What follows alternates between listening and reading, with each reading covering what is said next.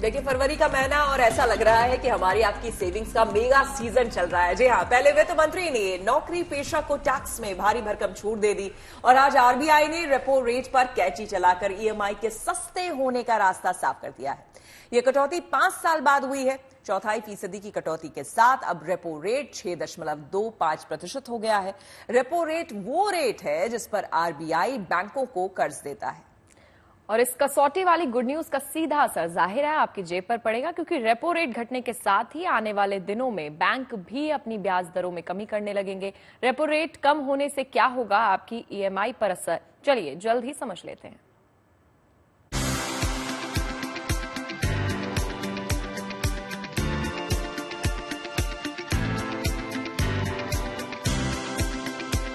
लगता है सरकार ने मिडिल क्लास के लिए सेविंग की कोई स्कीम लॉन्च कर दी है।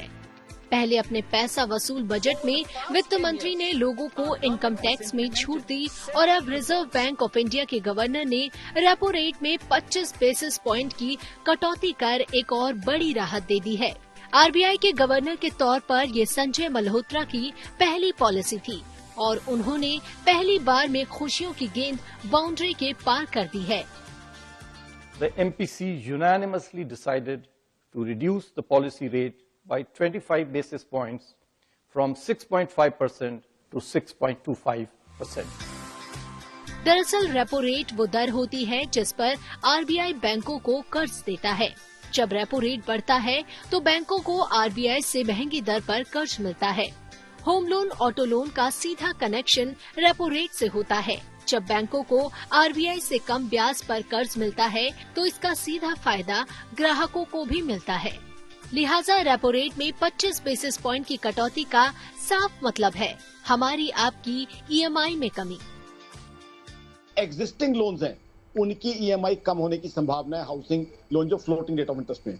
दूसरा, अब नए जो है ईएमआई पे जो लेंगे, चाहे वो 2 व्हीलर ले रहा है, चाहे वो कार ले रहा है, चाहे फ्लैट्स ले रहा है, वहां रेट ऑफ इंटरेस्ट कम हो जाएंगे तो लोगों के लिए सस्ता हो जाएगा एक बाइक खरीदना, कार खरीदना या फ्लैट खरीदना, क्योंकि आजकल हम जानते हैं ज्यादातर बाइंग लोन या ईएमआई पे होती। तो लोगों के लिए जो उनके छोटी छोटी डिजायर्स हैं, किसी की डिजायर थी कि नई बाइक लेनी है, पुरानी गाड़ी बेच के नई गाड़ी लेनी है, खूबसूरत फ्लैट लेना है, वो मिडिल क्लास की ख्वाहिशें जो है वो पूरी हो जाएंगी। और इसका दूसरा एंगल भी है, अब इससे क्या होगा, जब मिडिल क्लास जाएगा, 2 व्हीलर खरीदेगा, गाड़ियां खरीदेगा, फ्लैट खरीदेगा, उससे डिमांड बढ़ेगी, कंजम्पशन बढ़ेगी। डिमांड और कंजम्पशन जब बढ़ती है तो डायरेक्टली एम्प्लॉयमेंट अपॉर्चुनिटीज बढ़ती हैं, जीडीपी ग्रोथ बढ़ती है, टैक्स कलेक्शन बढ़ता है और देश में खुशहाली आती है। यानी देसी भाषा में कहूं, दोनों हाथों में लड्डू। रेपो रेट के कम होने से हमारी आपकी जेब को कितनी राहत मिलने वाली है, अब जरा ये भी समझ लिया जाए। अगर आपने 20 साल के लिए 20 लाख रुपए का होम लोन लिया है और लोन का ब्याज 8.5% है, तो अब आपकी ईएमआई पर बचत 315 रुपए होगी। अगर इन्हीं शर्तों पर आपने 30 लाख का लोन लिया है तो आपको 473 रुपए कम ईएमआई देनी होगी और जबकि 20 साल के लिए 50 लाख के होम लोन पर अब आपको 788 रुपए कम देने होंगे। आरबीआई ने अपनी तरफ से सस्ती ईएमआई की व्यवस्था कर दी है। अब बारी बैंकों की है।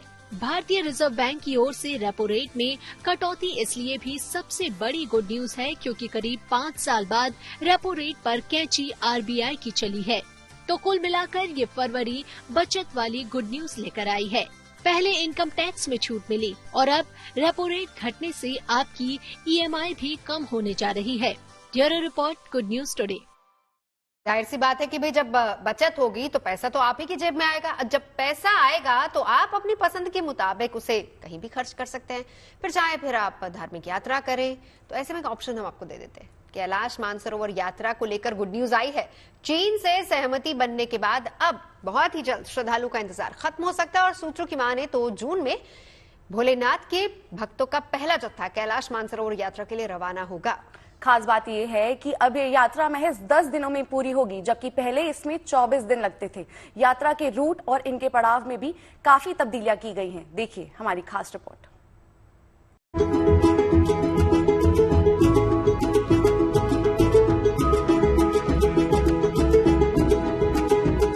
भगवान भोलेनाथ के भक्तों को मिलने जा रही है सबसे बड़ी सौगात। इस साल जून से हो जाएगी कैलाश मानसरोवर यात्रा की शुरुआत। शिव भक्तों को इस खुशखबरी का इंतजार कई बरसों से था। चीन के साथ बढ़े तनाव की वजह से कैलाश मानसरोवर यात्रा साल 2019 से बंद थी। अब चीन के साथ हुई उच्च स्तरीय बातचीत से इस पवित्र यात्रा की राह दोबारा खुल गई है। कैलाश मानसरोवर यात्रा के लिए भारतीय श्रद्धालुओं का पहला जत्था जून के पहले हफ्ते में रवाना हो सकता है। चीन के साथ यात्रा पर सहमति के बाद हाल ही में विदेश मंत्रालय और उत्तराखंड सरकार की पहली बैठक भी हुई है। सूत्रों की माने तो इस बार कैलाश यात्रा में कई बदलाव दिखेंगे। श्रद्धालुओं का जत्था पहले की तरह ही नई दिल्ली से रवाना होगा, लेकिन इस बार उनका पहला पड़ाव हल्द्वानी की जगह टनकपुर होगा। नई दिल्ली से लिपुलेख दर्रे तक श्रद्धालु गाड़ियों से जाएंगे। पहले 95 किलोमीटर का ये सफर पैदल पार करना पड़ता था। लिपुलेख दर्रे के दूसरी तरफ ही चीन की सीमा शुरू हो जाती है। यहाँ जमीन पठारी होने की वजह से 2 लेन सड़क बनी है। लिपुलेख से कैलाश तक श्रद्धालु बस में जाएंगे। बता दें कि पहले इस यात्रा में 24 दिन लगते थे, अब ये यात्रा 10 दिन में पूरी कर ली जाएगी। हालांकि इस यात्रा में कितना खर्च आएगा ये तय होना अभी बाकी है। इससे पहले साल 2019 में चीन ने वीजा एंट्री फीस $100 ली थी। उस वक्त एक श्रद्धालु के कैलाश मानसरोवर यात्रा का खर्च करीब 2.5 लाख रुपए आता था। जो तीर्थ यात्री कैलाश मानसरोवर जाने के लिए काठमांडू का रास्ता चुनते हैं, उनका कुल खर्च इससे कुछ कम होता था। कैलाश मानसरोवर यात्रा पर निकलने वाले श्रद्धालुओं को कम से कम 6 महीने वैधता वाला पासपोर्ट, 100 रुपए का स्टैम्प पेपर पर नियम मानने का शपथ पत्र और इमरजेंसी में वापसी का शपथ पत्र देना होगा। यात्रा पर जाने वाले श्रद्धालुओं को चीन की वीजा फीस के साथ तिब्बत में रहने और आने जाने का खर्च डॉलर में नकद चुकाना होगा। Bureau report, good news today.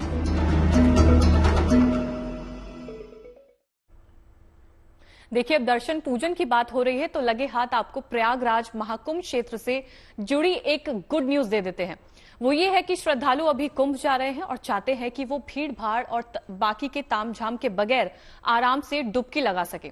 उसके लिए यहाँ हेलीकॉप्टर सेवा भी चल रही है। ये सेवा हालांकि महंगी है, लेकिन जिनके लिए पैसा नहीं है बल्कि वक्त और श्रद्धा मायने रखती है, उनके लिए हेलीकॉप्टर एक बेहतर विकल्प हो सकता है।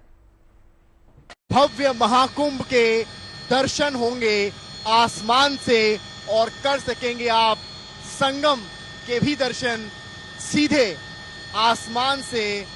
और हम जो दिखाने आपको आए हैं एक चॉपर में, जिसमें शुरुआत होगी प्रयागराज के एयरपोर्ट से। वहां से आपको चॉपर मिलेगा। और कहां से ये सारी चीजें हो रही हैं, ये उत्तर प्रदेश सरकार के इको टूरिज्म डेवलपमेंट बोर्ड और फ्लाई ओला के पार्टनरशिप से ये चॉपर्स चलाए जा रहे हैं और जो श्रद्धालु हैं उनका रास्ता सुगम बनाया जा रहा है। कई श्रद्धालु जो पैदल नहीं चल सकते, उनके लिए व्यवस्था बेहद खास है। 35,000 रुपए में आपको मिलेगा। यहाँ से चॉपर प्रयागराज एयरपोर्ट से जो उड़ेगा ले जाएगा आपको त्रिवेणी संगम, वहां से बोट के जरिए स्नान, वापस त्रिवेणी संगम और फिर वापस प्रयागराज एयरपोर्ट। हम इस वक्त शहर में हैं और प्रयागराज की तस्वीरें दिखाएं तो ये वो पूरा शहर है जो आपको कैमरामैन रोहित दिखा रहे हैं। और इन तस्वीरों के जरिए हम आपको समझाएंगे कि किस तरीके से आखिर ये भव्यतम नजारा प्रयागराज शहर का आपको देखने को मिल रहा है। ये तस्वीर है प्रयागराज की, जिसे परिवार आप सब अपना प्लान कर सकते हैं और बिना जाम में फंसे, बिना पैदल चले कर सकते हैं संगम के स्नान। हम महाकुंभ क्षेत्र के ठीक ऊपर इस वक्त मौजूद हैं और तस्वीरें दिखा रहे हैं कि किस प्रकार श्रद्धालु आस्था की डुबकी लगा रहे हैं। और सामने की वो मनमोहक तस्वीरें ये बताने के लिए काफी हैं कि ये है भव्य महाकुंभ, पूर्ण महाकुंभ। और इसी महाकुंभ का इंतजार शायद हर कोई कर रहा था, जो अब पूर्णता सामने आया है। कैमरामैन रोहित के साथ समर्थ श्रीवास्तव। महाकुंभ की भव्यता, इसकी दिव्यता देश से बाहर रह रहे लोग भी बखूबी समझ रहे हैं। इनके लिए दुनिया का ये सबसे बड़ा आध्यात्मिक मेला है। सनातनी धर्म की अहमियत को बताने के लिए काफी है। तभी तो पड़ोसी देश पाकिस्तान से भी सनातनी श्रद्धालु संगम नगरी पहुंच रहे। पाकिस्तान से 68 पाकिस्तानी हिंदुओं का जत्था महाकुंभ में शामिल हुआ। आस्था की डुबकी लगाकर खुद को सौभाग्यशाली बताया। देखिए।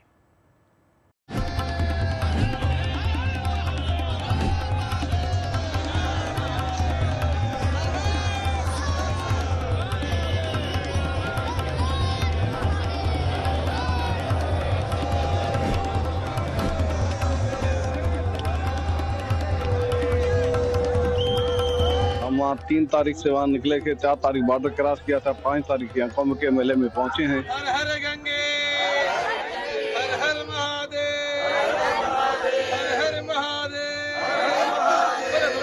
महादेव की जय।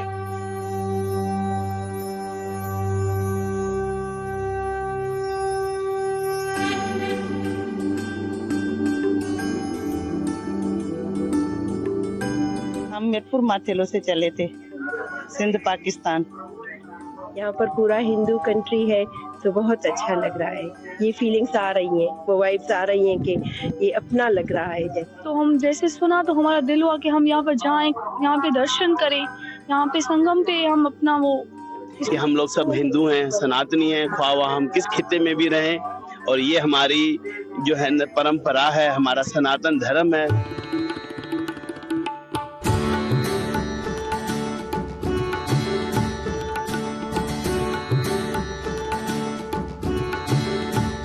श्रद्धालु प्रयागराज में आए हैं, लेकिन हमारे पड़ोसी देश पाकिस्तान से भी ये जो श्रद्धालु हैं प्रयागराज पहुंचे हैं। और यहाँ पर जो इनकी ये इच्छा हुई कि प्रयागराज के महाकुंभ में जाएं और यहाँ की संस्कृति को समझें। ये एक बहुत बड़ा अवसर है। ऐसा शायद हमारे जीवन में 70 साल की उम्र में हमने कभी जो है ऐसा अवसर नहीं देखा है।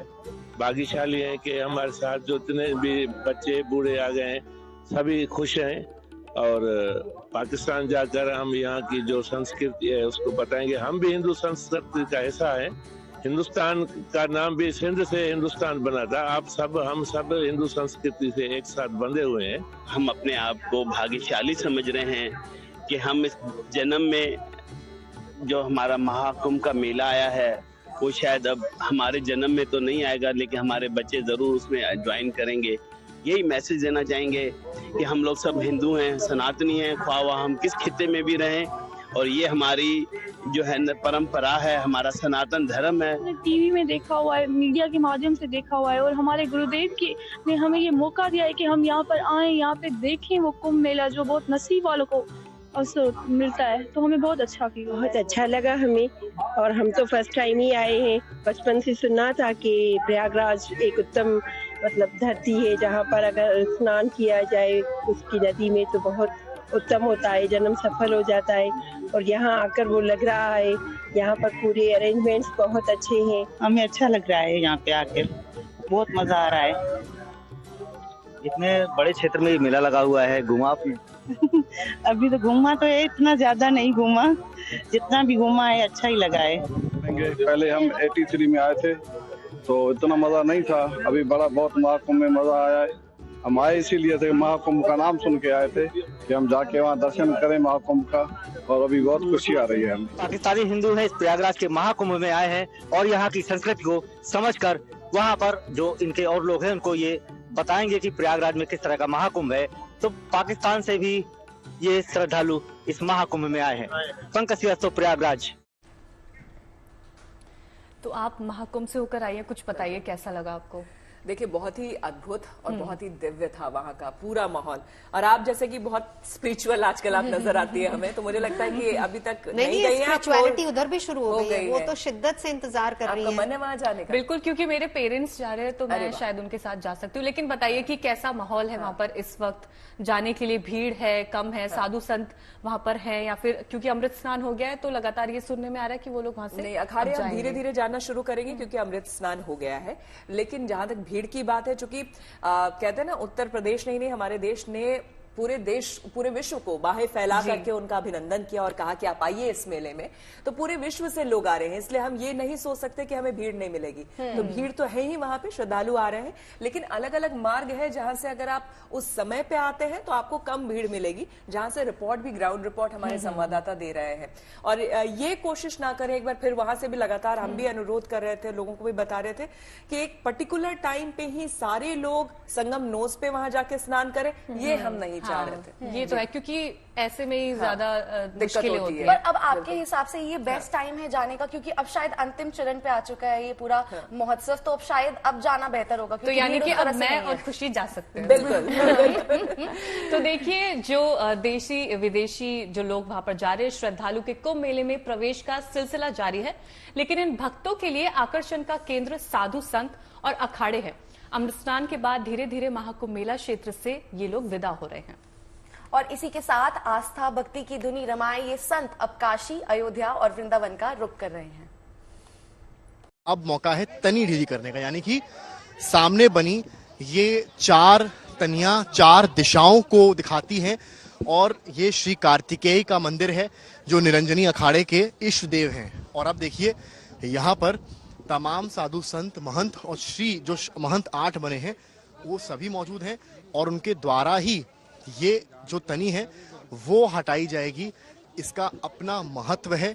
इसी मंदिर में निरंजनी अखाड़े की पूजा होती है। और ये देखिए इसमें जो कोतवाल हैं, जो निरंजनी अखाड़े के कोतवाल कहे जाते हैं, वो भी इसमें मदद करते हैं। और कुल मिलाकर ये 4 दिशाएं जो हैं उनको स्थापित करती हैं। और अब इनको यहाँ से हटाने की जो प्रक्रिया है वो चल रही है। जो 8 श्री महंत बनाए गए उनका भस्म श्रृंगार हुआ, और अब धर्म ध्वजा जो है, अब देखिए यहाँ पर जो है तमाम नागा सन्यासी, श्री महंत, वो सभी एकत्रित हुए हैं, आए हैं। और कुल मिलाकर यहाँ पर अब जो है तनियों को हटाने का कार्यक्रम चल रहा है, क्योंकि तनियां 4 दिशाओं में बनी हैं। 4 दिशाएं यानी कि 4 छोर उनको स्थापित करती हैं। अब तनियां हटेंगी, उसके बाद ये जो धर्म ध्वजा आप लहराती हुई ऊपर देख रहे हैं, लहरती हुई देख रहे हैं, ये जहां भी निरंजनी अखाड़ा है, अन्य अखाड़े जाएंगे, उनके धर्म ध्वज वहीं स्थापित किए जाते हैं। और जब उनका कार्यकाल यहाँ पूर्ण हो जाता है, अब क्योंकि काशी जाना है, तो ऐसे में अब ये ध्वजा हटेगी। और उसके बाद आप तस्वीर देखिए कि किस तरीके से यहाँ पर जो संत महंत हैं, इसमें बलवीर गिरी जी भी हैं, तमाम साधु संत हैं निरंजनी अखाड़े के, वो यहाँ मौजूद हैं। और तनी को हटाने का कार्यक्रम जो है अब शुरू हो रहा है। बीच में आप देखेंगे यहाँ पर आचार्य रविंद्र पुरी जी आपको नजर आएंगे, और वहां की ये तस्वीर आप देखिए कि किस तरीके से एक वृहद आयोजन यहाँ पर है।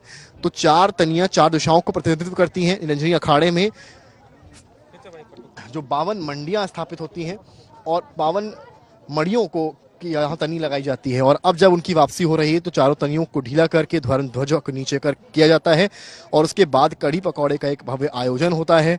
और फिर इसके बाद जो यहाँ से काशी जाते हैं, और काशी जाकर वहां पर जो 2 स्नान शेष हैं, वही इनके दोनों स्नान होते हैं। वो मसान की होली होती है, और फिर सभी साधु संत यहाँ से काशी और फिर काशी से अपने अपने गंतव्य स्थान हरिद्वार के लिए निकलते हैं। और ये वो ध्वजा है जो अब यहाँ प्रक्रिया चल रही है इसे हटाने की, और उसके बाद भव्य आयोजन, कढ़ी चावल, और उसके बाद सीधे काशी की ओर प्रस्थान। कैमरामैन रोहित के साथ समर्थ श्रीवास्तव, प्रयागराज। देखिए, अब आपको हम लिए चलते हैं साईं के दरबार में, और वहां पर एक छोटा सा बदलाव हुआ है। जो प्रसाद वितरण है उसको लेके कुछ चेंजेस हुए हैं। बिल्कुल, आपको बता दें, देखिए साईं के दरबार में ये तो हजारों लाखों भक्त यहाँ पर आते हैं, लेकिन ट्रस्ट की ओर से रोजाना करीब 50,000 लोगों को मुफ्त में भोजन करवाया जाता है। लेकिन अब बताया यह जा रहा है कि कुछ लोग इसका गलत फायदा भी उठा रहे थे। देखिए,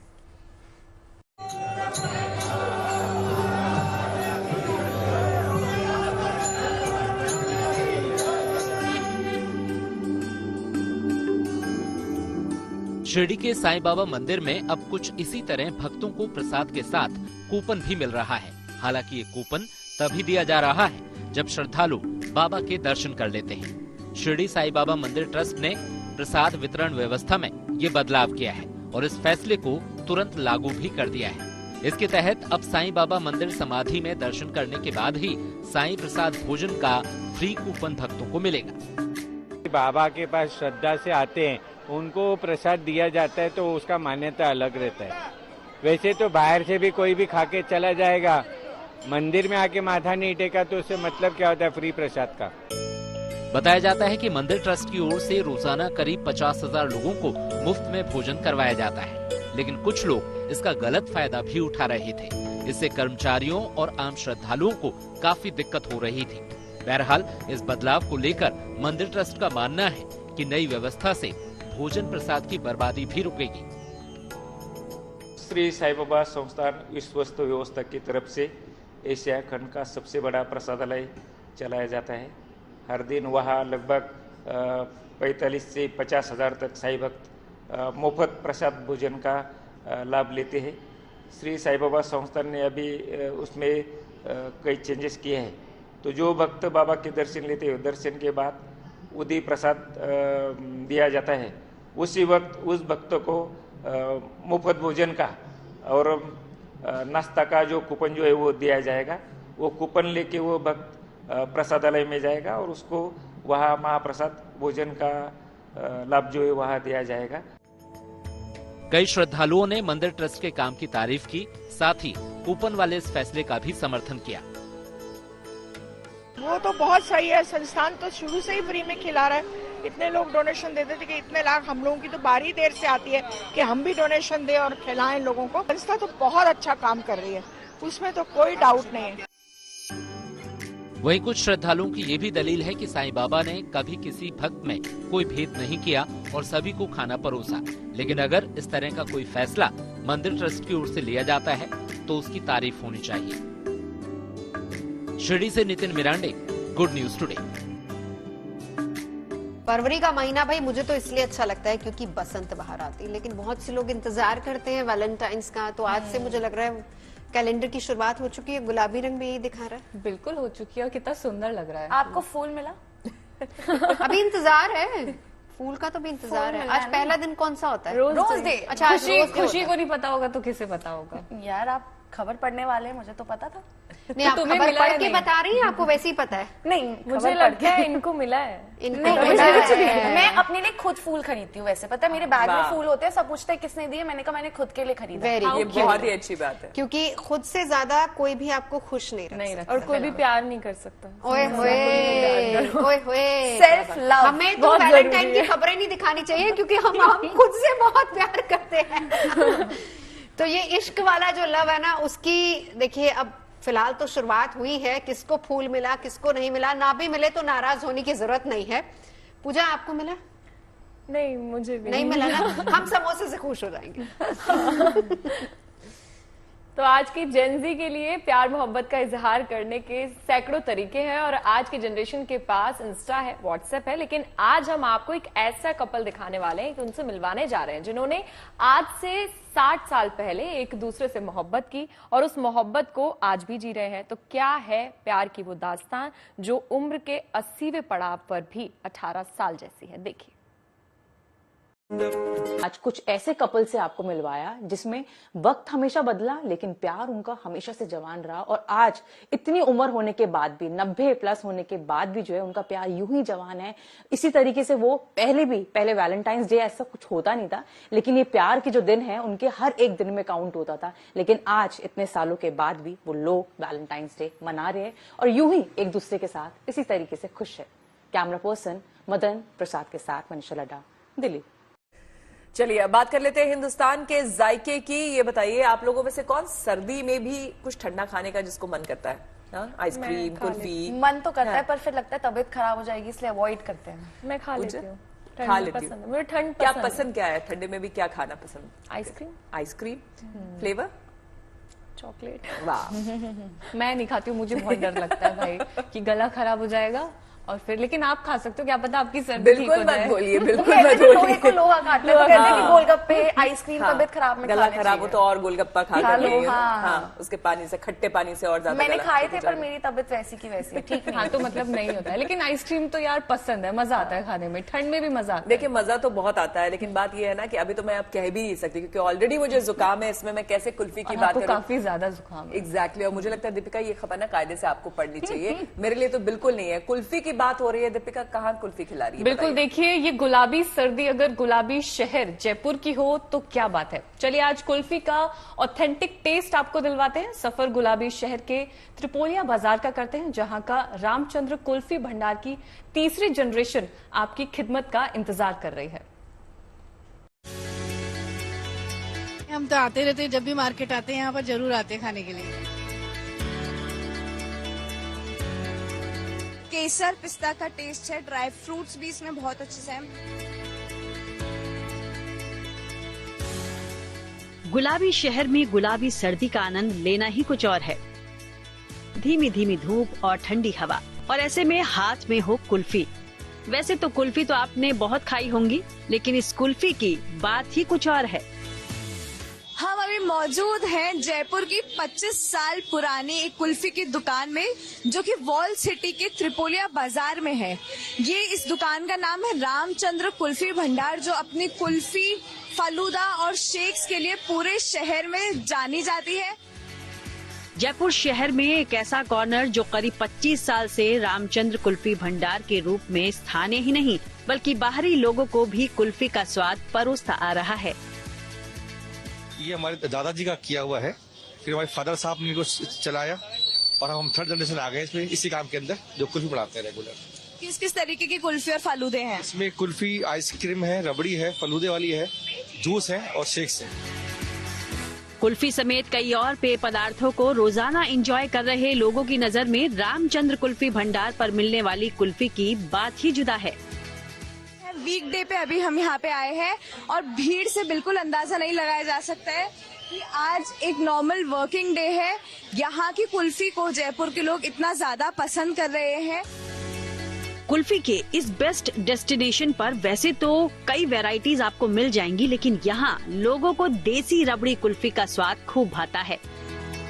तो सबसे ज्यादा हर जगह की एक बेस्ट सेलर होता है, तो आपके यहाँ पे सबसे बेस्ट या सबसे ज्यादा बिकने वाली कुल्फी कौन सी? वो रबड़ी कुल्फी होती है, जो प्रॉपर ऑथेंटिक कुल्फी होती है, हमारी पत्ते पे दी जाती है रबड़ी कुल्फी, इस तरह से आती है जो वो रबड़ी कुल्फी होती है। प्योर दूध से यहाँ कुल्फी को बेहद अनोखे तरीके से बनाया जाता है। कई वेराइटीज की कुल्फी का संसार मानो यहाँ बसा है, जिसके स्वाद के मुरीद केवल जयपुर वाले ही नहीं बल्कि बाहर से आए लोग भी हैं। ट्राई करिए, मुझे मटका कुल्फी ज्यादा अच्छी लगती है, इसलिए मैं मटका कुल्फी खाती हूँ। मैं कॉलेज टाइम में थी, इधर आती थी, यहाँ पर मेरे को मतलब यहाँ की जो चीज है ना, वो मेरे को अजमेर में भी आज तक नहीं मिली है, और जिसको मैं मिस करती हूँ। इसी वजह से मैं अपनी बेटी के साथ यहाँ आई हूँ। ये एक्चुअली मेन हमने सुना है कि सर केसर मिलता है रियल में, तो उसका स्वाद लेने के लिए हमने ट्राई किया है। अब जब लोगों को यहाँ की कुल्फी का स्वाद इतना भा रहा है तो हमसे भी रहा नहीं गया और चलते चलते कुल्फी का टेस्ट हमने भी ले लिया। सच में जो प्योरिटी का टेस्ट होता है वो इस कुल्फी में साफ साफ आ रहा है। केसर पिस्ता का टेस्ट है, ड्राई फ्रूट्स भी इसमें बहुत अच्छे से हैं, स्वीटनेस बिल्कुल अच्छी है और जो रिफ्रेशिंग फील हो रहा है, क्योंकि हम भी काम कर रहे हैं, धूप भी है, ठंड भी है, तो एक रिफ्रेशिंग फीलिंग जो होती है वो इस कुल्फी में बहुत अच्छे से है। बेशक रामचंद्र कुल्फी भंडार पर कुल्फी के अनोखे और दिलचस्प स्वाद मिलेंगे, जिनको चखने के लिए ही यहाँ भीड़ कभी कम नहीं रहती, फिर चाहे ठंडा मौसम ही क्यों न हो। जब कोई शॉप फेमस हो जाती है तो उसकी प्राइस बढ़ जाती है, पर यहाँ पे हम देख रहे हैं कि सब कुछ बहुत ज्यादा अफोर्डेबल है, इसीलिए ज्यादा पसंद किया जा रहा है। और लोगों का यही मानना है कि जब भी ओल्ड सिटी में हम आते हैं तो ये स्टॉपेज तो जरूर आता ही है, यहाँ हम आते ही हैं। कैमरामैन मनीष के साथ rhythm Jain, good news today Jaipur. सबके फेवरेट महेंद्र सिंह धोनी इंडियंस के नहीं बल्कि विदेशियों के भी फेवरेट है, लेकिन आजकल क्यों चर्चा में? खुशी, क्या कर दिया आप? देखिए उनके घर, बहुत सारे घर है, लेकिन ये घर जिसमें नंबर 7, आप जानते हैं थाला फॉर अ रीजन सब कहते हैं, जब 7 नंबर, चाहे इंडिया 7 विकेटों से जीत जाए या कुछ 7 का आंकड़ा आता है ना, तो नंबर MS धोनी का नाम वहां पर आ जाता है। और अब जो उनका घर है वहां पर किस तरह से उन्होंने नंबर 7 को वो अहमियत दी है, आपको दिखाते हैं। महेंद्र सिंह धोनी ने ना सिर्फ जो क्रिकेट का मानचित्र है उस पे देश का नाम रोशन किया, झारखंड के सम्मान में भी 4 चांद लगाए। ये उनका सबसे पहला आवास है जो उनके शानदार प्रदर्शन के लिए यहाँ पे भूखंड आवंटित किया गया था 2009 में झारखंड जो हाउसिंग बोर्ड है उसके द्वारा, और यहाँ पे उन्होंने ये आवास का निर्माण कराया था। अब उसको जो है इस तरह से कुछ नया रूप दिया गया है। उनको हेलीकॉप्टर शॉट जो है मारते हुए देखा जा सकता है। और इस घर का अंक भी, यानी इस घर का नंबर भी उन्होंने 7 पे रखा है। धोनी 7, ये आप देख सकते हैं। ये देखिए धोनी 7 नंबर। ये अब उनके जो फैंस हैं उनके लिए एक नया विषय हो गया है और वो अब यहाँ इस 7 जो अंक है उसको देखने पहुंच रहे हैं।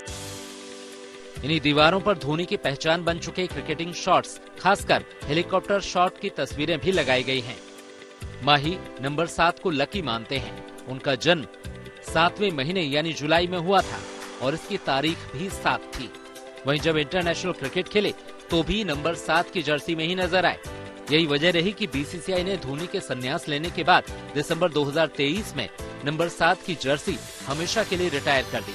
अब कोई भी भारतीय क्रिकेटर नंबर 7 की जर्सी नहीं पहन सकता। वैसे माही अब भी आईपीएल में 7 नंबर की जर्सी में ही नजर आते हैं। इस घर के जो आप पूरा आवासीय परिसर है या यूं कह लें कि ये यहाँ पे जो विंडो पैन्स है, ग्लासेस जो है, इन तमाम ग्लासेस पे उनको की जर्सी में ही हासिल की थी। लिहाजा धोनी जहां 7 नंबर वहां। रांची से Satyajit Kumar, good news today. घूमने के क्या प्लान बनाएं? हमारा पूरा दिन तो ऑफिस में निकल जाता है, लेकिन घूमने के प्लान कभी कभी बना लेने चाहिए। अच्छा लगता है, घूमना चाहिए। और देखिए कितना भी काम हो लेकिन मेरे चेहरे की खुशी कहीं नहीं जाती है क्योंकि मेरा नाम ही खुशी है। और देखिए अब घूमने की बात हो ही रही है तो वैलेंटाइन वीक है, तो अपने पार्टनर के साथ या अपनी फैमिली के साथ घूमने फिरने का प्लान बनाइए। थोड़ा रेस्ट भी कीजिएगा, चाय भी पीजिएगा, कुल मिला के एंजॉय कीजिएगा अपना वीकेंड। हम आपसे मिलेंगे सोमवार शाम 5 बजे चाय पर चर्चा में।